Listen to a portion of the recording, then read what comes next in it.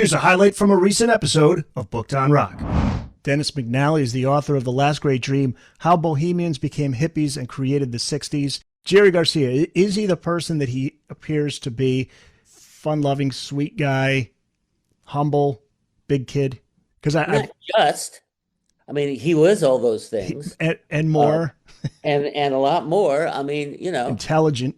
among other things, incredibly intelligent, empathic, very curious about other people. That's why people love to do interviews with him, because they were conversations and not him selling merchandise, which is what most rock and roll interviews are about.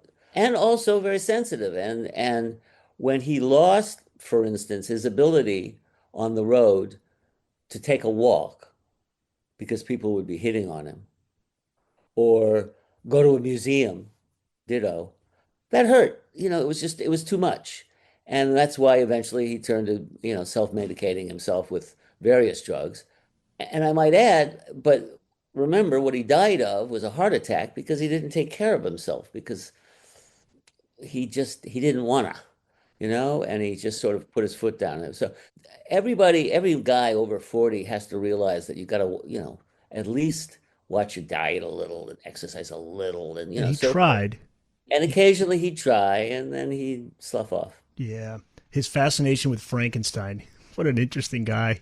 Well, it brought him in touch with a whole new world. That was his first movie. It was a great story. I heard from the American Movie Channel had a show called The Movie That Changed My Life, and he was diabetic, and this is in the last year of his life, and he was like down, and he wouldn't be running around yelling at people, but he'd have a little dark cloud around his head, and you'd say hi and then shut up. I mean, but then I got this request from them, and I said, I went in to see him and I said, I think I've got one for you.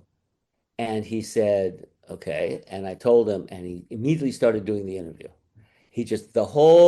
That experience of introducing him to this whole other world was just one of the favorite memories of his life.